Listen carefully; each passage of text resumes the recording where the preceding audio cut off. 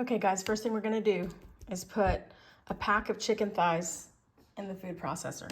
This one happens to be 2.18 pounds and it's probably about the same size as the one I did yesterday. And that gave me about 30 tortillas. So here are my chicken thighs. One of the things that I do is I open them each up and look in the center to make sure there's no pieces of bone or cartilage, anything hard like that. And I cut it out, guys. And then I put it in here in my food processor. This is like a 12-cup food processor. So if you have a smaller one, just do half as much or however many you think your food processor will take. I also put about 2 to 3 tablespoons of avocado oil. I did not measure it, you guys. I just poured it in there. And I used my Epicure marinara seasoning and my Epicure rosemary garlic seasoning. So it's just a really good clean brand of spices, but whatever you have that's Italian flavored, if you want to do a pizza crust, you can do that. Or if you're making tacos or enchiladas, you can just adjust the seasonings to whatever you want on that. I put salt in there. I did not measure the salt. I just eyeballed it based on how many thighs are in there. And so that went for about 22 seconds and I'm not done. And if you can see right here at the bottom, sorry, let me pull out a little bit here. Okay, it looks more pasty here than up here. So I'm gonna scrape all that down and repeat that 2 more times. The first time was 22 seconds. I'll probably do the same thing the second time and the third. Here's about where I have it now. It's very pasty, you guys. I know this does not look great. It does not look appetizing right now, I know. But it will become appetizing. So this is what it looks like. It's very, very, very, very, very, very, very, very, very mashed. Mashed like refried beans. The more mashed it is, the less chance you're gonna have like a piece of chicken, like a solid piece of chicken in your tortilla when you're eating. Okay guys, the next step is basically to scoop all these into little balls. And I'm not 100% sure what the size is. I'm gonna guess it's about an ounce, but I like to use my Pampered Chef medium scooper. And a lot of people I know have Pampered Chef. So, medium scooper, guys. I just put it back on my cutting board that I used to prep and my dog is in the kitchen again. Asher, go on. The same board I used to work on the thighs before I put them in the food processor. And I'm not good at talking while I do things, so I'm gonna stop talking. I'll speed this video up through this part.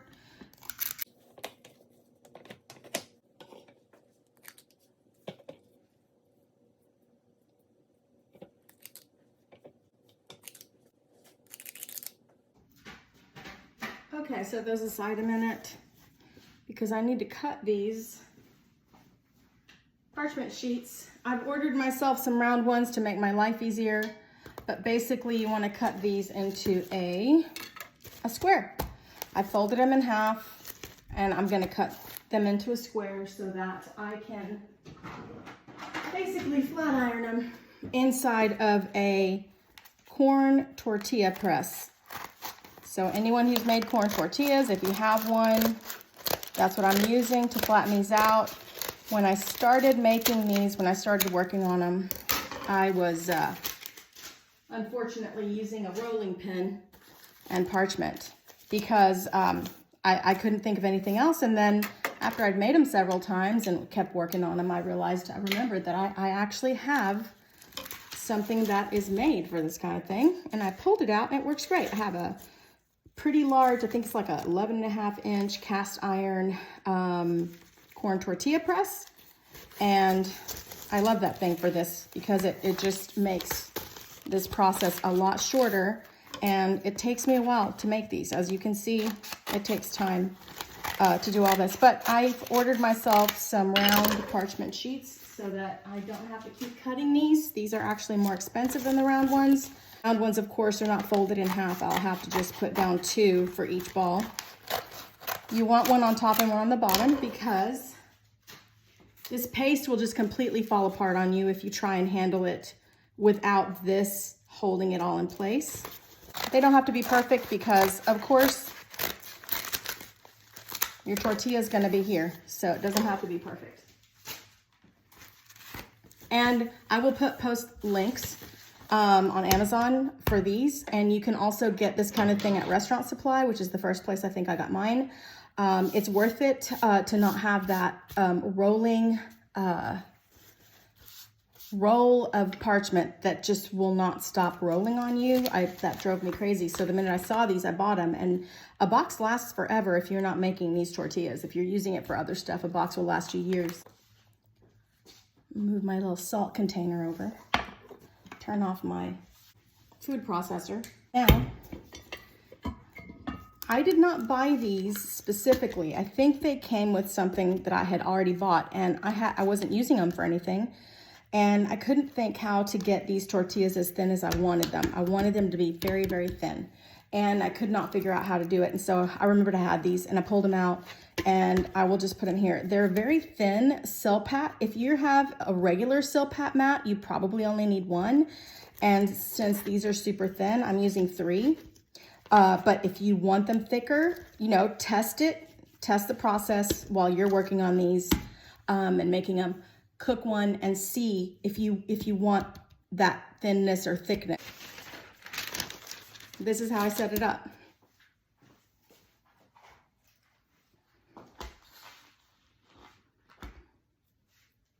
I just put it in the center. I close this over. I drop that. If I push it all the way down really hard, then I'm gonna make it too flat, okay? It's gonna start to separate out and push away. And I definitely want it to be about that big for this size scooper. That's it, I'm done. This is going off to the side now. And then for the rest of these, I'm gonna just fast forward through.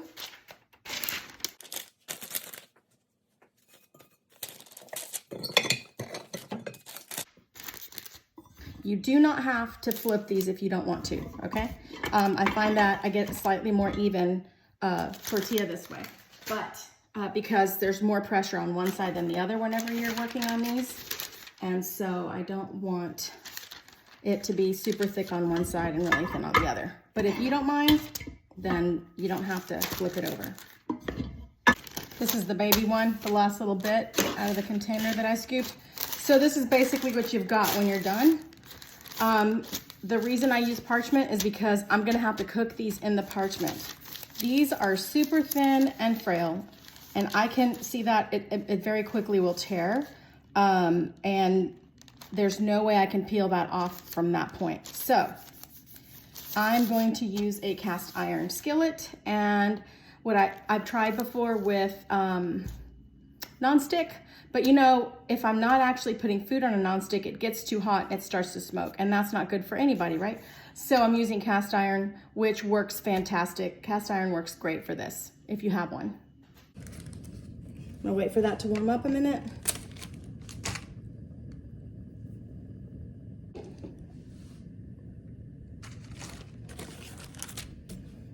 Okay, it's starting to warm up. It's probably not quite hot enough, but that's okay. It'll still do its job. And I might turn it down partway through once I know that the skillet is evenly warm and warm enough, because I don't want it to continue to get hotter. And basically, I'm blanching it. That's the word I'm coming up with, because I don't know what else to call it.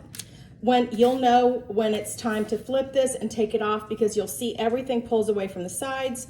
And whoops, did not mean to get inside that parchment. I need to turn it this way, because I always come in this side. So as you see, it's starting to pull away where it's warmed and starting to cook. And you'll see it'll start to shrivel up a little bit. And the more you cook this, the smaller it gets. So even though this looks really big, it's not going to be as big when we're done. But as you can see, it's ready now for me to pull off of here. It's unstuck from this parchment. I'm just gonna, for the sake of time right now, I'm just gonna set them off to the side without removing them from the parchment yet. And I'm gonna keep talking a little bit through this process. Now, there's lots of keto tortillas, like actual bready keto tortillas. And I've tried several, and it's not that they're awful. One was just absolutely hideously horrible. It involved using ground up bean powder, but not a bean commonly known in the US, and you have to order it. If I remember the name, I'll tell you. Lupin, that's what it was, like Professor Lupin in Harry Potter. So anyway, no, that was the worst. Maybe because I never ate those before and wasn't used to that flavor. I don't know, but I just really did not like them at all. It was awful. That was the only one where I was like, okay, this is really bad. I can't eat this. So the other reason I don't want to make regular keto tortillas or even buy some is because they detract from the flavor of the food I'm eating. They don't complement it. It's not that they're nasty. It's that I'm used to having corn or flour with whatever I'm eating. And these other flours have their own very unique flavor, and it's adding to the flavor. Whereas if I do this, I can season the chicken however I want to add flavor to the food I'm eating. And the chicken itself isn't so strong that it takes over any of the flavor profile of the rest of the meal. And so that's why I love this. And I have made my own homemade red enchiladas with this, and it is amazing. I couldn't believe it. That was the first time I tried these tortillas with like a enchilada or a taco or something like that. I had only been making them as a base for pizzas. And then finally I made them in my sauce, and they were even better the next day because the chicken actually had time to absorb in the flavor of the chili powder and stuff. Unfortunately, my stomach doesn't love chili powder anymore, so I have to be careful how often I eat it. I can have a little bit at a time, but not too much. And basically the sauce, the red sauce that I use is a lot of chili powder, so I have to be careful with that. But I remember that I sat down and started to eat it, and I thought to myself, no diet food has any business tasting this good. I do not understand how this is so good and so flavorful that I don't miss the tortilla.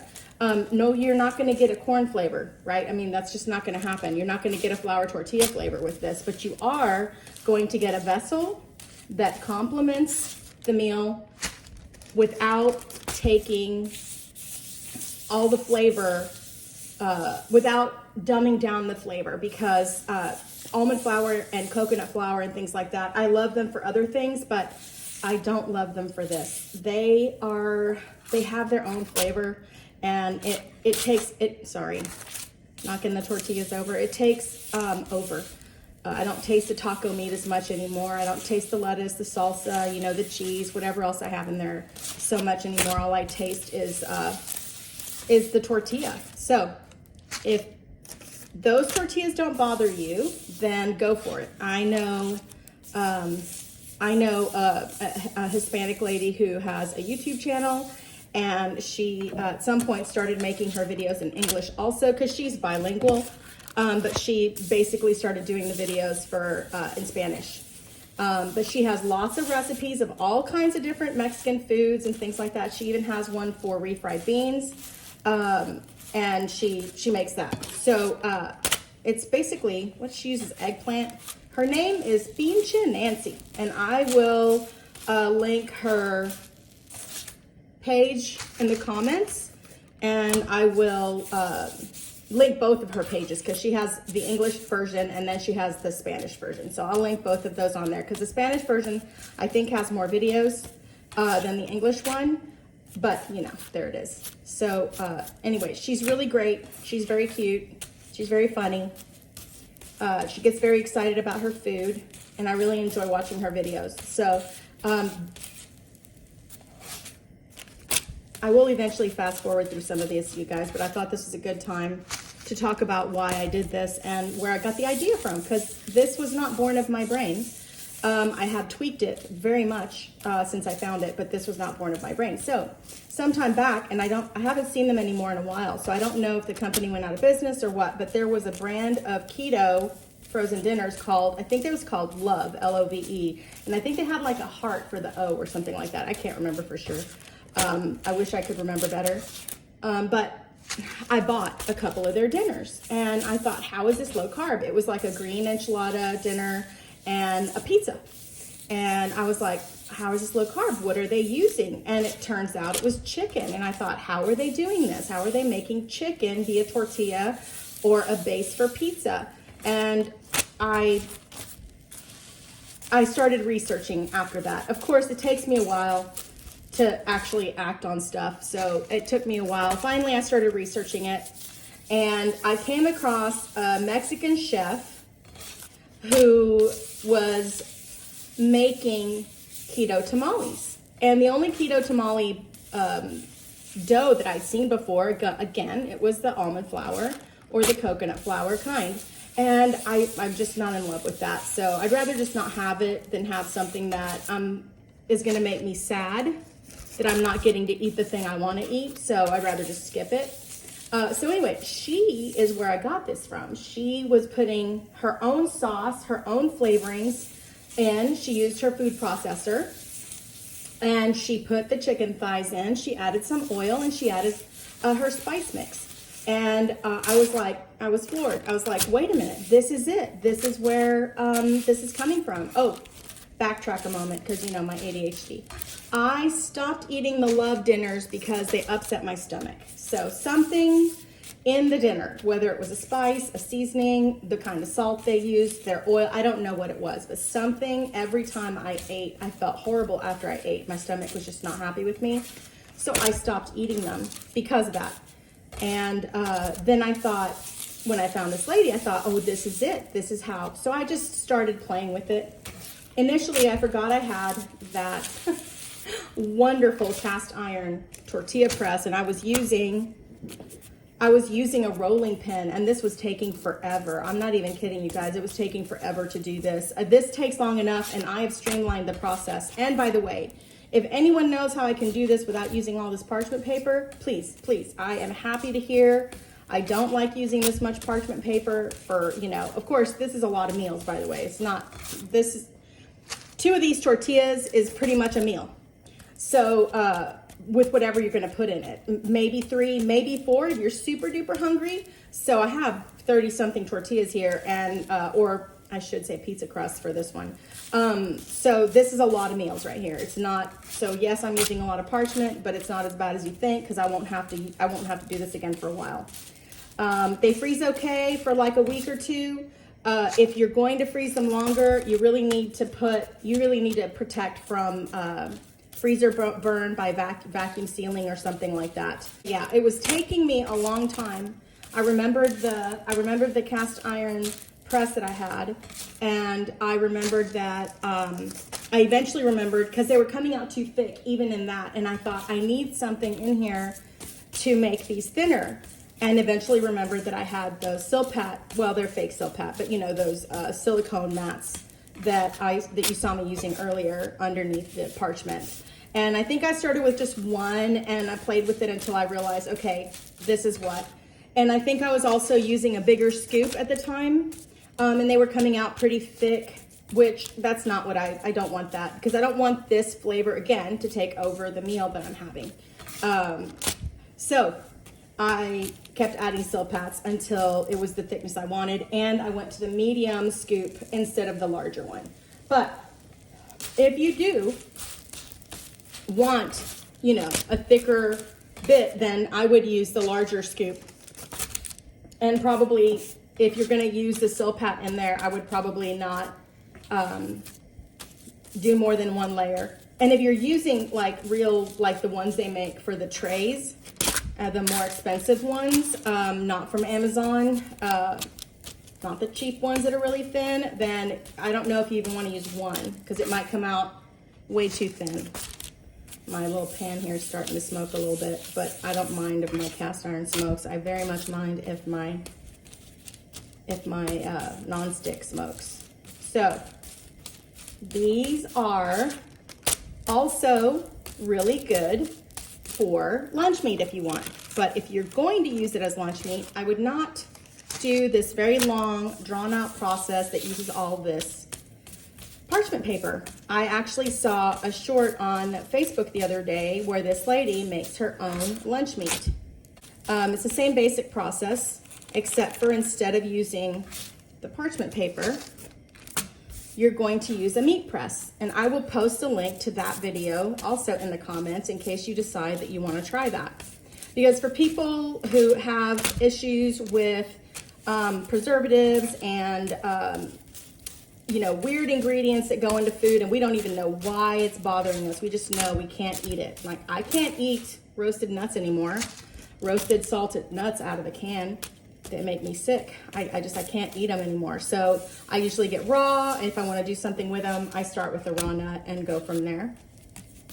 And so this would be a great way to make your own lunch meat. Also, just don't use this process. It's too much drama for that. She basically puts it in a meat press, and I guess there's a little part of that presses everything down and kind of condenses it. And then I can't remember how she cooked it. I don't remember if she put it in boiling water or if she put it in the oven, but I'll post it, and I'm gonna rewatch it and I'll post it. And you can find the meat presses on Amazon. I'll try and find a link for one. I haven't actually bought one yet. I'm going to though, because I miss sandwiches big time. So I will be making this lunch meat. You have to use a slicer for that. And I really think you probably very much need a food processor for making these. If you don't have one, even probably a handheld one, the little cranky, you know, hand ones would probably work. You would just put less chicken in there to make it easier to work with. Once I've cooked all of these, I will take them out of this parchment. And for tortilla crust, for pizza crust, I will toast them some more. Marvel, and this is mostly who I make them for now, is hubby, because, you know, hard stuff and he needs to be on low carb, but he likes them to be crispy. He likes them to be a crispier, crunchier version so that it's not super soft. You can leave it soft if you want. It'd be more like a New York style. What I do is I will put one on here and cook it down until it's golden and it has shrunk a bunch and it's not super soft anymore. Now it's very blanched looking, which is fine. The longer you cook it, the more tortilla-like it gets. The longer you cook it, the more for the pizza crust. And I just top it with Rao's sauce and mozzarella cheese and whatever toppings I want after that. I put it in my air fryer and just melt the toppings on it, because by that point this crust is completely ready.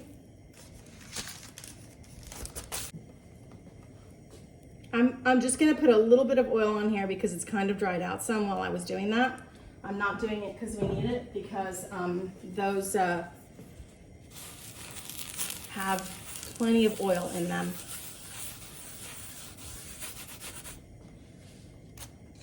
All right, so here we go. I'm gonna go ahead and cook these down. That's really hot, so I kind of tossed it because it was too warm for me to be cooking up with my hands just now.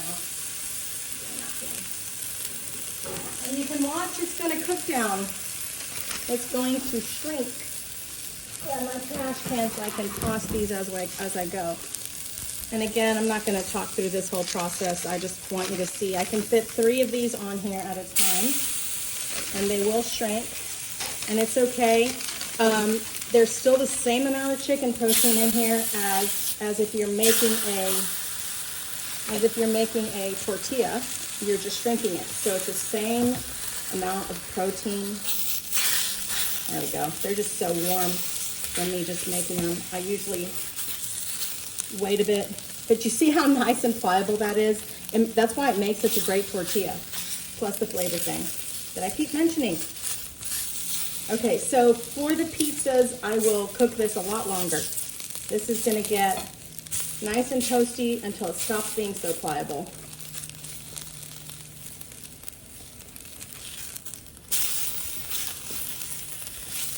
And sometimes I will do this part in the air fryer, but I've got this hot right now. I've got it going, so I'm gonna use that.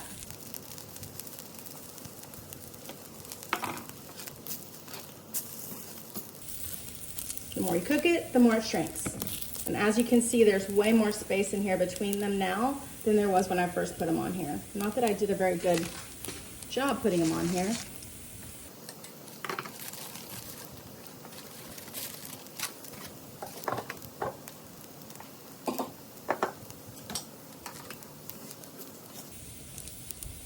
As you can see, they're still pliable, but they're getting less pliable, and they're shrinking even more.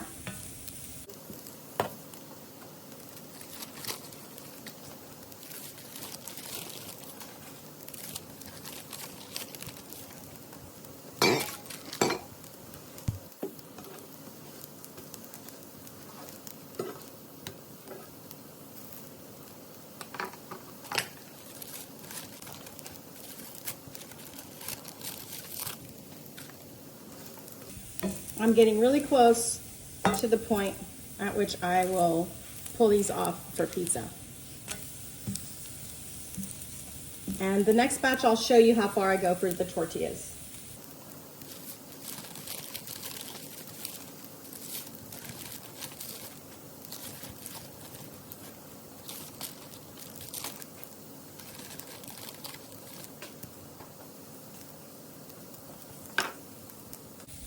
All right, they're coming off now. And then I'm gonna put the next batch on. And here we go. I've been pulling them off the parchment so that not having to do that when I'm trying to put them on there. It's too hard to do that, especially when they're warm.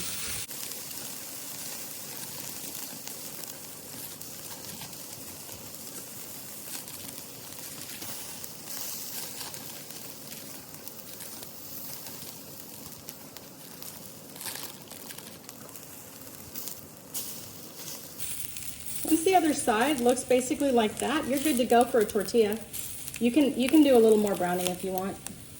I did yesterday, but once you're to that spot on both sides, you can pull it off. It's perfectly fine for a tortilla now.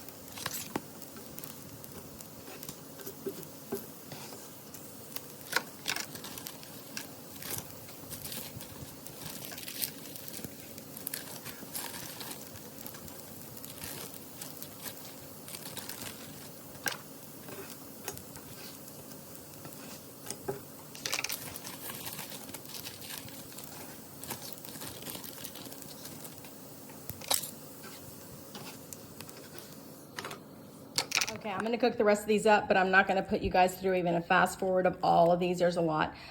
So this is my beautiful stack right now. And I'm just gonna cook the rest of these up because they're all seasoned for Italian and they're all gonna be for the pizzas. So I'll be back in a bit.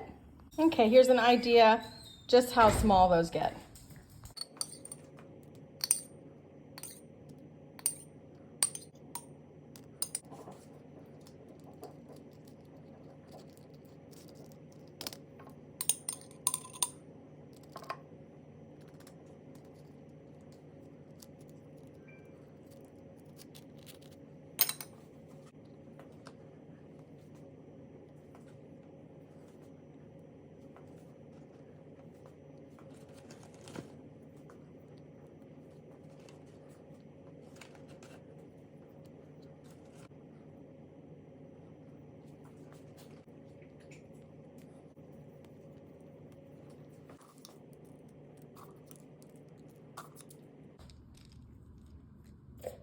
Here's some completely cooked out, ready to eat. You know, it's just pepperoni pizza, and I know they're minis, but if you want to make it bigger, you absolutely can. And the thicker your crust is, sorry, that's my air fryer.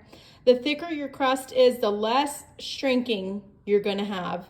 And the more, of course, the more that you scoop, the bigger your scoop is. So anyway, just thought I'd show you how yummy these look. They smell amazing. They just smell like pizza. That's all I smell is pizza.